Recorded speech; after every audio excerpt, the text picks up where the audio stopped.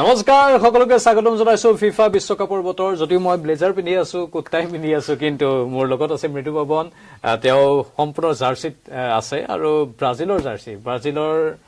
এগৰাকী অনুৰাগী আৰু ব্ৰাজিলক খুব ভাল পায় মই অৱশ্যে ফ্ৰান্সকো ভাল পাওঁ আৰ্জেণ্টিনাকো ভাল পাওঁ জাপানকো ভাল পাইছিলো জাপান বাৰু ৰাউণ্ড অফ 32 নাথাকিল গৈ ওলাই গ'ল আমি অলপ কথা পাতিম এতিয়া যে গোল্ডেন বুট কোনে পাব পাৰে এতিয়ালৈকে যিখিনি খেল দেখি আছো তাৰ ভিত্তিত কিলিয়ান এমবাপে আৰু লিওনেল মেসি দুয়োগৰাকী শেষত আছে কিন্তু এমবাপে দুটা এসিস্ট কৰাৰ বাবে তেওঁ একেবাৰে এক নম্বৰত আছে এতিয়ালৈকে এক নম্বৰত আছে আসলে আপুনি যদি এতিয়া গোল্ডেন বুট কোনে পাব আমি প্ৰেডিকচন কৰিব পাৰো আলোচনা কৰিব পাৰো কিন্তু এতিয়া যিখন লিষ্ট 5 জন যদি আপুনি চাই তাৰ ভিতৰত প্ৰথম স্থানত আপুনি কিলিয়ান এমবাপেক ৰাখিব লাগিব কাৰণ এমবাপে এতিয়ালৈকে 6টা গোল প্ৰদান কৰিছে লগতে দুটা এসিস্ট আছে যদিও মেছিয়ে 6টা গোল দিছে কিন্তু তেওঁৰ হাতত এসিস্ট এটাও নাই এটাও এতিয়ালৈকে তেওঁ এসিস্ট কৰা নাই কিন্তু তাৰ পৰিৱৰ্তে কিলিয়ান এমবাপেৰ 6টা গোল হৈছে কিবা কাৰণত যদি ফ্ৰান্স আৰু আৰ্জেণ্টিনাই ফাইনেল খেলে আৰু দুইজনৰ গোলৰ সংখ্যা যদি সমান থাকে ধৰি লওঁছো কিলিয়ান এমবাপে 10টা গোল দিলে আৰু মেছিও 10টা গোল দিলে আৰু কিলিয়ান এমবাপেৰ যদি 3টা এসিস্ট বেছি থাকে আৰু মেছিৰ কম থাকে তেতিয়াহলে কিন্তু গোল্ডেন বুট পাব কিলিয়ান এমবাপে গোল্ডেন বুট পাব আৰু যদি তাৰ পাছতো যদি দুজনৰ যদি সমান হৈ যায় এসিস্টটো সমান হৈ যায় তেতিয়া কোনে কিমান কম সময়ৰ ভিতৰত গোল দিবলৈ সক্ষম হৈছে আহিব পাৰিব লগতে টিমটো কেনে ধৰণে কি পৰ্যায়ত লৈ গৈছে ধৰি লওক ফাইনেল খেলিছে নাই খেলা সেইটো এটা কথা আহিব পাৰে সেই কথাখিনি আহিব লগতে যদি কালি আপুনি নিখা যিখন অনুষ্ঠিত হৈছে কংগোৰ এগেইনষ্টত খেল ইংলেণ্ডৰ হেৰিকেন বৰ্তমান 5টা গোলৰ অধিকাৰী হৈ আছে অৰ্থাৎ এই যিটো লিডিং টপ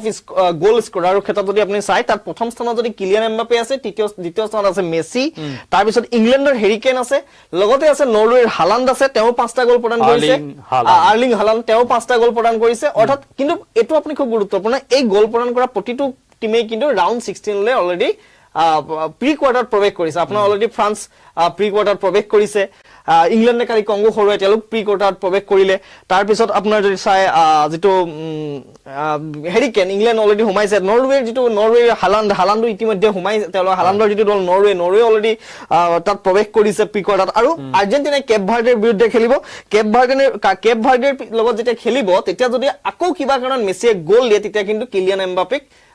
তেওঁ পিছ পেলাই যাব কাৰণ এতিয়ালৈকে এমবাপে 4খন খেল খেলিছে মেছিৰ জেলা 3খন খেল হৈ আছে মেছি এখানে 6টা গোল হৈ আছে আৰু কিলিয়ান এমবাপে 4খন মেচ খেলি 6টা গোল আৰু ইয়াৰ তেওঁৰ এই মহাতাৰকা গৰাকীৰ 3খন মেচ খেলি 6টা গোল অৰ্থাৎ আৰু এখন খেলিলে কেপ ভাৰ্ডেৰ এগেইনষ্টত 4 নম্বৰ খেল হ'ব মই লব ইফাল দিছো এতিয়া আৰ্জেণ্টিনাৰ খেলখন কেতিয়া আছে আৰ্জেণ্টিনাৰ খেলখন আছে আপোনাৰ 4 জুলাইত আছে কাইলৈ 3 জুলাই 4 জুলাইত আৰ্জেণ্টিনাৰ মেচ আছে আৰ্জেণ্টিনা কেপ ভাৰ্ডেৰ এগেইনষ্টত খেলিব কেপ ভাৰ্ডে এখন নতুন দেশ সৰু দেশ যদিও এখন খুব কম জনসংখ্যা থকা এখন দেশ তেওঁলোকে কিন্তু এবাৰ বিশ্বকাপত কেপ ভাৰ্ডে চমক সৃষ্টি কৰিছিল সেইদিনাখন যিদিনাখন স্পেইনৰ দৰে শক্তিশালী দলক আছিল তেওঁলোকে ৰুট কৰিছিল যদিও ড্ৰ খেলিবলৈ বাধ্য হৈছিল আৰু যিগৰাকী তেওঁলোকৰ ভজিনিয়া যিগৰাকী আপোনাৰ গলকিপাৰ গৰাকীৰ একে ৰাতিৰ ভিতৰতে সমগ্ৰ বিশ্বত একে ৰাতিৰ ভিতৰতে ফলোৱাৰ বৃদ্ধি পাইছিল অৰ্থাৎ ইনষ্টাগ্ৰামত হওক বা সোশ্যাল মিডিয়াত তেওঁ প্লেটফৰ্মত যিগৰাকী আপুনি হয়তো বহুত নাজানে বা মই বহুত নাজানো কেপ ভাৰ্ডে বুলি এখন দেশ যে আছে হেতু বিশ্বকাপৰ পূৰ্বে বহুত মানুহে নাজানিছিল কিন্তু সেই কেপ ভাৰ্ডে এতিয়া চৰ্চাত আৰু এই ডিফেন্ডিং চেম্পিয়ন 2022 বৰ্ষৰ কাটাৰ বিশ্বকাপৰ চেম্পিয়ন আৰ্জেণ্টিনাৰ বিৰুদ্ধে খেলিব কেপ ভাৰ্ডে বঢ়িয়া এতিয়া আপুনি গোটেই গোল্ডেন বুটৰ কথা যেটো আমি পাতি আছো এখিনি অলপ ভালদৰে পাতিলো আমি ফ্ৰান্সৰে আন এগৰাকী খেলুৱৈ উছমান ডেম্বেলে আছে হয় তেওঁ 4টা গোল দিছে তেওঁ এসিস্ট আছে দুটা এসিস্ট আছে আৰু তাৰ পাছতে আছে ব্ৰাজিলৰ ভিনিসিয়াছ জুনিয়ৰ তেওঁ 4টা গোল দিছে এটা এসিস্ট আৰু ইছমাইল সাৰ সেনেগাল কিন্তু সেনেগাল আউট হৈছে বেলজিয়ামৰ বিৰুদ্ধে অলৰেডি আছিল তালিকাত হুমাইছিল 4টা গোল প্ৰদান কৰিছিল কিন্তু সেনেগাল যেটো আউট হৈ গৈছে এখানে তেওঁ আৰু ৰেচন নাথাকিব আৰু অন্য কেবাগৰাকী খেলুৱৈ আছে মেক্সিকোৰ এগৰাকী খেলুৱৈ আছে তেওঁ 3টা গোল প্ৰদান কৰি আছে কি মেক্সিকো অলৰেডি ৰাউণ্ড 16ত অৰ্থাৎ প্ৰি কোৱাৰ্টাৰত প্ৰৱেশ কৰিছে মেক্সিকোৰ প্লেয়াৰ গৰাকী যদি গোল আৰু দিয়ে তেওঁ হয়তো ৰেচত আহিব পাৰে যদি আগলৈ আগবাঢ়ি গৈ থাকে সমান্তৰালকৈ আপুনি ডেম্বেলেৰ কথা কৈছে ডেম্বেলে অলৰেডি হ্যাট্ৰিক কৰিছে এখন মেচত তেওঁ 3টা গোল দিছে আৰু যদি এমবাপেৰ ভৰি কিবা কাৰণত দুভৰিৰ যাদু নচলে তেতিয়া কিন্তু ফ্ৰান্সৰ কাৰণে আটাইতকৈ যিগৰাকী খুব গোল দিব পৰা খেলুৱৈ হেগৰাকী হৈছে ডেম্বেলে বাবে ফ্ৰান্স দলটো আটাইতকৈ শক্তিশালী বুলি ক'ব লাগিব আৰু আপোনাক মই এখিনতে আৰু এটা কথা কৈ থওঁ এই যে একদিন আমাৰ হাগ্ৰামা মহিলাৰে যেটো প্ৰেডিকচন কৰি আছে যে ফ্ৰান্সে জিকিবগে নেকি বা ফ্ৰান্সে জিকিব পাৰে কম্পাৰেটিভলি ভাল খেলিছে আপুনি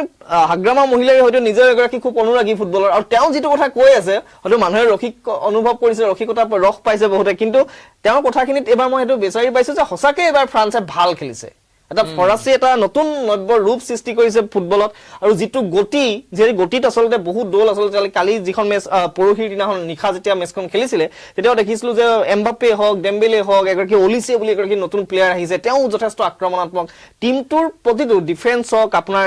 আক্ৰমণ বিভাগ হওক প্ৰতিটো ডিপাৰ্টমেণ্টে আচলতে খুব শক্তিশালী সেইবাবে ফ্ৰান্স অন্যতম হট ফেভাৰিট হৈ পৰিছে প্ৰতিযোগিতাত মানে ডিফেন্ডিং চেম্পিয়ন আৰ্জেণ্টিনা 2022ত মই অফিচতে আছিলো আৰ্জেণ্টিনাৰ যেতিয়া ফাইনেল মেচখন আছিল নিশালৈকে অভাৰ টাইম হৈছিল বাৰু আমি বাতৰি শেষ কৰি সেই খেলখন চাবলৈ ৰৈ দিছিলো ইয়াত আৰু ডেস্কৰ পৰাই আমি সেই খেলখন উপভোগ কৰিছিলো তাতেই কিৰিলি পাৰিছিলো খুব চিঞৰিছিলো আৰু এক উত্তেজনাময় খেল আছিল আৰু আৰ্জেণ্টিনা সেইবাৰ জয়ী হোৱাটো অত্যন্ত আমাৰ বাবে সুখৰ বতৰা আছিল মেছিৰ কাৰণে এইবাৰ পুনৰাবৃত্তি হোৱাৰ সিমান এটা সম্ভাৱনা নাই নেকি মানে এইবাৰো তেওঁলোকে একাংশ এই বুলি কৈ আছে আপুনি ফ্ৰান্সৰ কথা ক'লে ফ্ৰান্সৰ কথা কৈ আছে বিভিন্নজনে আৰু পৰ্তুগালে বেয়া খেলি আছিল যদিও শেষত গৈ পৰ্তুগালৰ এটা সুযোগ আছে বুলি কৈ আছে একাংশই কোৱা মতে প্ৰেডিকশ্যন এনেধৰণে আহিছে আপোনাৰ মতে ফ্ৰান্স আৰ্জেণ্টিনা পৰ্তুগাল স্পেইন কাৰ আচলতে আপোনাৰ মতে কাৰ এইবাৰ বেছি সম্ভাৱনা আছে এতিয়া যিটো আমি দেখিছো ৰাউণ্ড 32 চলি আছে কিন্তু এতিয়াও যিমান ফুটবলৰ বিশেষজ্ঞ হওক বা বিশ্লেষক কোনেও কৈ দিব পৰা নাই যে কোন এবাৰ চেম্পিয়ন হ'ব কাৰণ দলবিলাক বহুত সৰু সৰু দলে ভাল প্ৰদৰ্শন কৰিছে আপুনি যদি চাই মেক্সিকোৱে এইবাৰ 40 বছৰ বিৰতিৰ পিছত তেওঁলোকে প্ৰি কোৱাৰ্টাৰত প্ৰৱেশ কৰিছে মেক্সিকো এইবাৰ নিজে আয়োজক দেশ আৰু এটা ঘৰুৱা পৰিৱেশত খেলি থকাৰ কাৰণে তেওঁলোকে এটা শক্তি লাভ কৰিছে যেটো দৰ্শকৰ উৎসাহ লগতে অনুৰাগীৰ যিটো উৎসাহ হেতুৱে বহুত ক্ষেত্ৰত সাপোৰ্টে সহায় কৰে মেক্সিকো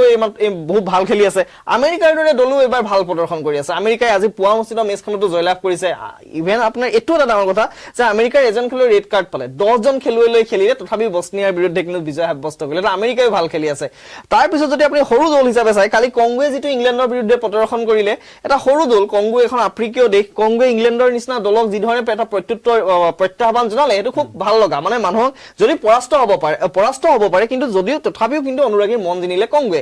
নিখালৈ যিখন খেল হ'ল বেলজিয়ামৰ বিৰুদ্ধে আপুনি সেনেগালৰ যিখন মেচ সাদিও মানে তাৰ এগৰাকী তাৰকা প্লেয়াৰ সেই খেলখনতো দেখা গ'ল যে সেনেগালে প্ৰথমাৰ্ধত যিটো গতিত খেলিলে আচলতে বেলজিয়াম দিশহাৰা হৈ পৰিল পৰৱৰ্তী সময়ছোৱাত কিন্তু যিটো কামবেক কৰিলে বেলজিয়ামে হেও খুব মানিবলগীয়া তথাপিতো সেনেগালে কালি খুব ভাল খেলিছে আপুনি মৰক্কোৰ কথা ক'ব লাগিব মৰক্কোৱে ব্ৰাজিলৰ লগত প্ৰথমতে ড্ৰ খেলিছে সেইদিনাখন মৰক্কোৱে শক্তিশালী নেদাৰলেণ্ডছক পৰাস্ত কৰিলে এতিয়া মৰক্কো পৰৱৰ্তী ৰাউণ্ডৰ কাৰণে সাজু আছে মৰক্কোৰ দৰে দলু এবাৰ খুব ভালদৰে খেলি আছে আৰু 2022 বৰ্ষতো তেওঁলোকে ভাল খেলিছে আৰু এইবাৰ তাৰ ব্যতিক্ৰম নহয় সেইবাবে আজিৰ দিনত আপুনি কৈ দিব নোৱাৰে আজি নিশা আছে আপোনাৰ স্পেইন আৰু অষ্ট্ৰিয়া মেচ এতিয়া বহুতে কৈছে হয়তো কিবা অঘটন ঘটিব নেকি এনেকুৱা ধৰণৰ জাৰ্মানী হাৰি গৈছে পাৰাগুৱে হৰুৱাই দিছে জাৰ্মানী অঘটন হৈছে এতিয়া মানে স্পেইনৰো অষ্ট্ৰিয়াৰ সৈতে অঘটন হৈ যাব পাৰে নেকি তেনেকুৱা কথা আছে কাৰণ যদিও স্পেইন শক্তিশালী কিন্তু খেলপথাৰত তেওঁলোকক দুৰ্বল বুলি প্ৰতিপক্ষক দুৰ্বল বুলি ল'ব নোৱাৰা অৱস্থা এটা সৃষ্টি হৈছে কাৰণ বিশেষকৈ নোৱাৰে আৰু কেপ ভাৰ্ডেৰ নিচিনা দলৰ লগতো তেওঁলোকে ড্ৰ খেলিবলগীয়া হৈছিল স্পেইনে আৰু ভাবিছিল স্পেইন জিকি যাব সৰু দল কেপ ভাৰ্ডে কিন্তু সেয়া নহলে 0-0 গলত অৰ্থাৎ খেলখন ড্ৰ হৈ থাকিলে অমীমাংসিত হ'ল ঠিক একেদৰে কাইলৈ যদি আপুনি পুৱা চাই এতিয়া হ'ব ক্ৰ'য়েছিয়া আৰু পৰ্তুগালৰ মেচ পুৱা 4:30 বজাত যিখন মেচ হ'ব সেইখনৰ কাৰণে এতিয়া অপেক্ষাৰত সমগ্ৰ বিশ্ব ফুটবল বাবে এইকাৰণে অপেক্ষাৰত এইখন মেচে হয়তো ৰোনাল্ডোৰ কাৰণে হয়তো বিশ্বকাপৰ অন্তিমখন মেচ হ'ব লগতে কেৱল বিশ্বকাপৰ বাবে নহয় আন্তঃৰাষ্ট্ৰীয় ফুটবলৰ কাৰণে তেওঁৰ বাবে হয়তো শেষ বিশ্বকাপত যদিহে পৰাস্ত হয় মানে ক্ৰ'য়েছিয়াৰ বিৰুদ্ধে কাইলৈ যদি পৰ্তুগাল হাৰে তেন্তে ৰোনাল্ডোৰ যিটো কেৰিয়াৰৰ যিটো বিদায় বিলাক আছে তেওঁ কেৰিয়াৰৰ তেওঁ সেইখন শেষৰখন বিশ্বকাপৰ লগতে শেষৰখন আন্তঃৰাষ্ট্ৰীয় মেচো হ'ব কেৱল ৰোনাল্ডো নহয় যদি কিবা কাৰণত ক্ৰ'য়েছিয়া হাৰে তেতিয়া লুকা মড্ৰিচ যিগৰাকী তাৰকা আপুনি এইকাৰণে গুৰুত্বপূৰ্ণ যে 2018ত তেওঁলোকে ৰাছিয়াত তেওঁলোকে হেৰি খেলিছিলে ফাইনেল খেলিছে ফ্ৰান্সৰ এগেইনষ্টত হাৰিছে কিন্তু লুকা মড্ৰিচ তেতিয়াৰ পৰা মানুহে চিনি পায় তাৰপিছত 2022 চনত দেখিবলৈ পোৱা গৈছে যে লুকা মড্ৰিচৰ নেতৃত্বত থকা এই ক্ৰ'য়েছিয়াই আহি ছেমি ফাইনেল খেলি তেওঁলোকে তৃতীয় পজিশ্যন আছে তৃতীয় স্থানৰ দল আছিলে এই লুকা মড্ৰিচৰ দলটো ক্ৰ'য়েছিয়া যদি কাইলৈ হাৰে তেতিয়াহ'লে লুকা মড্ৰিচৰ বাবেও এয়াই হ'ব বিশ্বকাপৰ অন্তিমখন মেচ আন্তঃৰাষ্ট্ৰীয় কেৰিয়াৰৰ অন্তিমখন মেচ অৰ্থাৎ দুগৰাকী তাৰকা এটা প্ৰজন্মক সন্মোহিত কৰি ৰখা ফুটবল দুভৰিৰ যাদুৰে সন্মোহিত কৰি ৰখা এগৰাকী হৈছে মহাতাৰকা খ্ৰীষ্টিয়ানো ৰোনাল্ডো আনগৰাকী হৈছে লুকা মড্ৰিচ কাইলৈ হয়তো কোনোবা নহয় কোনোবাৰ জীৱনৰ বা কেৰিয়াৰৰ অন্তিমখন আন্তঃৰাষ্ট্ৰীয় মেচ হ'ব পাৰে। মুঠতে অতি ৰোমাঞ্চকৰ হৈ পৰিছে এইবাৰৰ ফুটবল বিশ্বকাপ, সঁচাকৈ অতি আকৰ্ষণীয়। 3খন দেশে পাতিছে আৰু এই 3খন দেশে যুটীয়াভাৱে পতা খেলখনত আমি আমেৰিকাৰ অলপ উত্থান দেখিবলৈ পাইছো। আমেৰিকাৰ ফুটবল বৰ এটা তেওঁলোক আগ্ৰহীও নহয়। মেক্সিকো এইবাৰ অলপ আগবাঢ়ি গৈছে, নিজৰ ঘৰৰ মাটিত খেলিছে, তেওঁলোকৰ উৎসাহ উদ্দীপনা বেছি, তেওঁলোক আত্মবিশ্বাসী হৈ আছে, ভাল কথা। কাৰণ ফুটবল এতিয়া যিহেতু বিশ্বত সবাতোকৈ যদি জনপ্ৰিয় খেল আছে ফুটবল। এতিয়া 43খন দেশে এইবাৰ অংশ ল'লে, 48খন দেশে এইবাৰ অংশ ল'লে আৰু এওঁলোকৰ ইচ্ছা আৰু বেছি মানে আমি আশা কৰিম যে ভাৰতেও এটা সময়ত গৈ অংশ লওঁকগৈ, সেইটো আমি আশা কৰিম নিঃসন্দেহে। কাৰণ আপুনি চাওক, যেতিয়া বিশ্বকাপত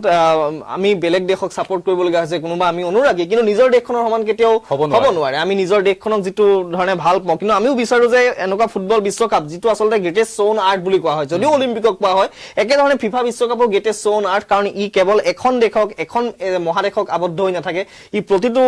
প্ৰতিখন দেশ, প্ৰতিখন মহাদেশক ই প্ৰতিনিধিত্ব কৰে। আপুনি যদি চাই, আজি এছিয়াৰ পৰা কেইবাটাও দলে খেলিছিলে, যদিও জাপান শেষ পৰ্যায়ত হাৰিলেগে।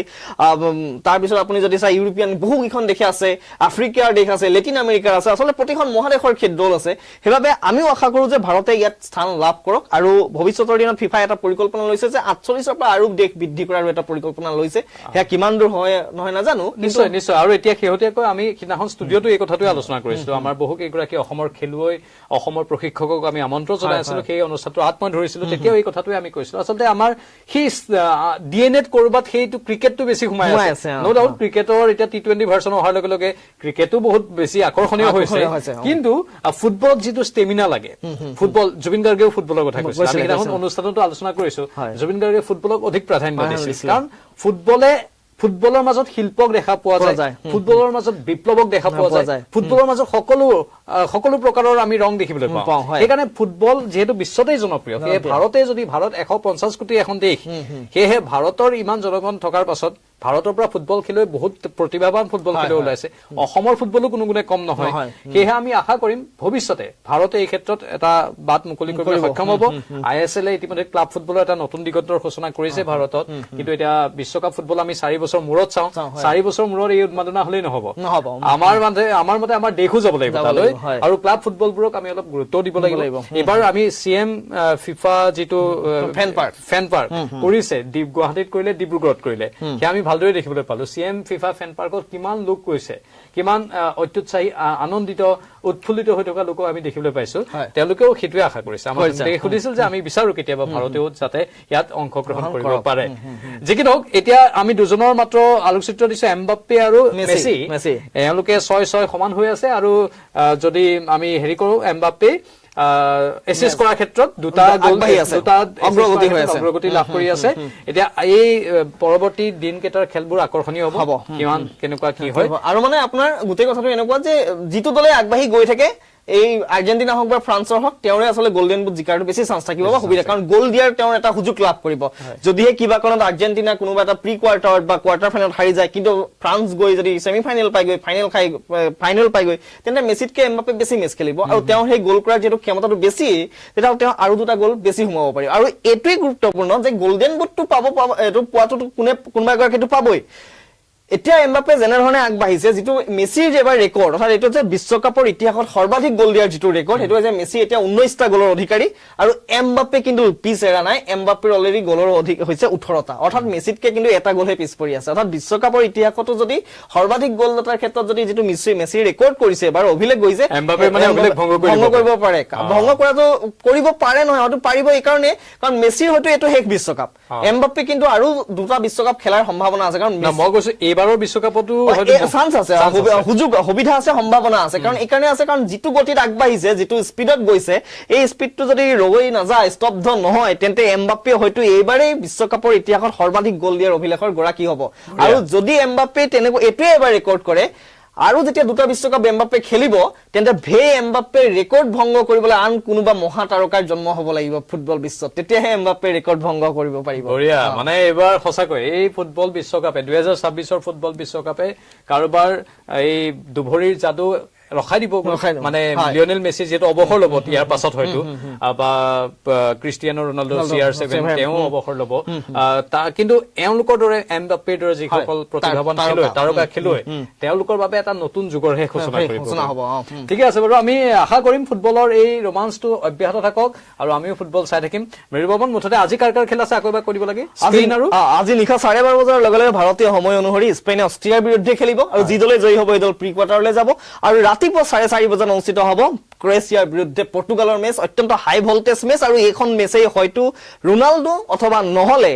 ৰুকা মড্ৰিচৰ হয়তো আন্তঃৰাষ্ট্ৰীয় ক্ৰীড়াৰ অন্তিমখন মেচ হ'ব পাৰে নহলে বিশ্বকাপৰ অন্তিমখন মেচ হ'ব পাৰে আৰু যিটো দল জয়ী হ'ব তেওঁলোকে ৰাউণ্ড অফ 16 যাব হয় বঢ়িয়া ধন্যবাদ জনাইছো আৰু বিদায় লৈছো পোনপটীয়া সম্প্ৰচাৰৰ পৰা নমস্কাৰ